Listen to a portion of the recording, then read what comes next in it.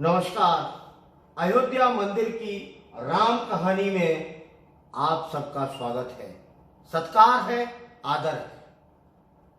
बंधुओं, आज मुझे प्रसिद्ध संत जग्गी वासुदेव की एक सुंदर कहानी याद आ पड़ी है।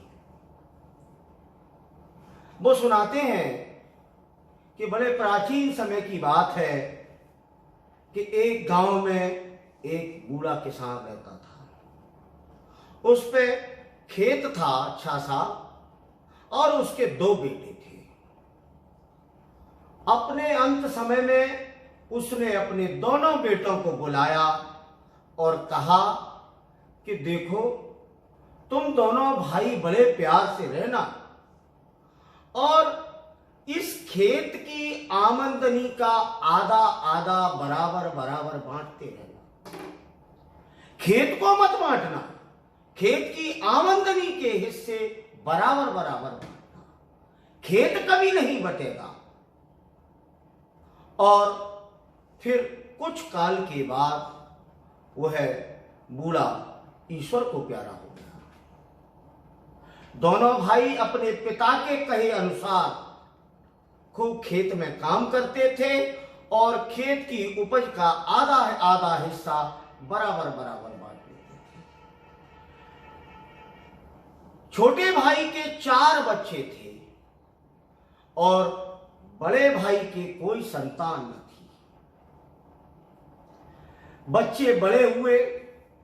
छोटे भाई ने बच्चे बड़े होने के कारण और मेहनत की और थोड़ा खेत और खरीद लिया। अब उसके हिस्से में कुछ ज्यादा आ जाता था। तो एक दिन छोटे भाई को यह समझ आया, विचार आया कि मेरे तो 4 बेटे हैं, खेत भी मैंने और खरीद लिया है, बेटे जवान हो गए हैं, मुझे अधिक अनाज मेरे गोदाम में भरा हुआ है, लेकिन मेरे बड़े भाई के तो उतना ही अनाज है जितना हर वर्ष उसके हिस्से में आता था। उसे विचार आया, मन द्रवित हुआ। तो फिर उस रात चुपके से उसने अपने गोदाम से एक बोरा अनाज का उठाया और अपने बड़े भाई के गोदाम में चुपचाप जाकर रखाया।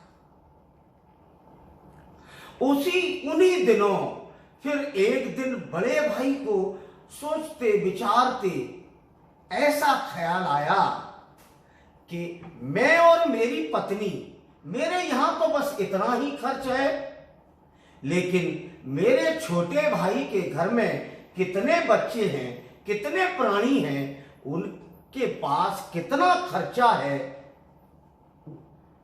उसके विचार भी फिर कार्य रूप में परिणत हो चले। एक रात चुपचाप बड़ा भाई अपने गोदाम से अनाज का बोरा उठाकर और छोटे भाई के गोदाम में चुपचाप रखाया। कहते हैं कि यह सिलसिला वर्षों तक यूं ही चलता रहा। किसी को कुछ न पता था। छोटा भाई बड़े भाई के गोदाम में चुपचाप रात्रि में बोरा रख आता था और फिर किसी दिन बड़ा भाई चुपचाप अनाज का बोरा छोटे भाई के गोदाम में रखा था। यह सिलसिला अनवरत यूं ही वर्षों चला। फिर एक दिन कुछ ऐसी घटना हुई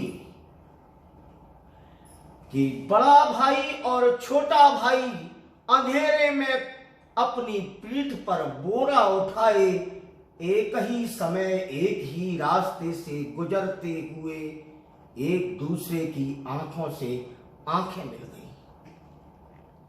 दोनों में से किसी ने कुछ न कहा। दोनों अपना अपना काम करके आंखें चुराकर दूर हो गए। लेकिन घटना घट चुकी है। कालांतर में ये कहानी बाहर निकली, लोगों में फैली। कहते हैं उसी समय उसी गांव के लोग एक बड़ा और भव्य मंदिर बना रहे थे। तो उन सब गांव के लोगों ने बैठकर निश्चय किया कि जब तक इस मंदिर के लिए उन दोनों भाइयों के गोदामों से पवित्र धन नहीं आ जाता, तब तक इस मंदिर का निर्माण अधूरा ही रहेगा। प्यारे युवा साथियों, आज भारत माता के आंगन में ऐसे ही भ्रातृ प्रेमी भगवान श्री रामचंद्र का मंदिर बन रहा है। हम सब अपना अपना बहुमूल्य धन देने के लिए आतुर हैं कि हम सब का भी धन उस भव्य मंदिर में लगे।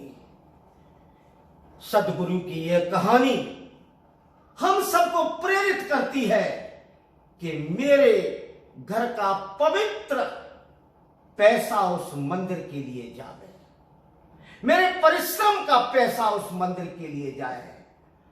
और यदि मेरे परिश्रम का नहीं है, मेरे पिता का पैसा है, तो फिर मेरे उपवास और व्रत का पैसा उस मंदिर के लिए जावे।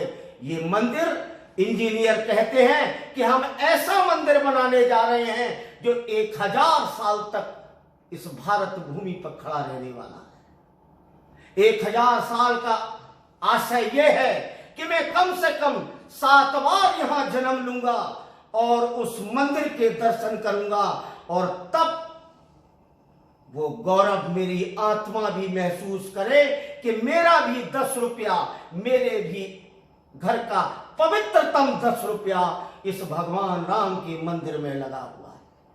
बंधुओं, अश्वनी भारद्वाज हूं, कहानियां सुनाता हूं, कुछ युवा प्रेम से सुन लेते हैं, उसका आभार जताता हूं। भारत माता की जय।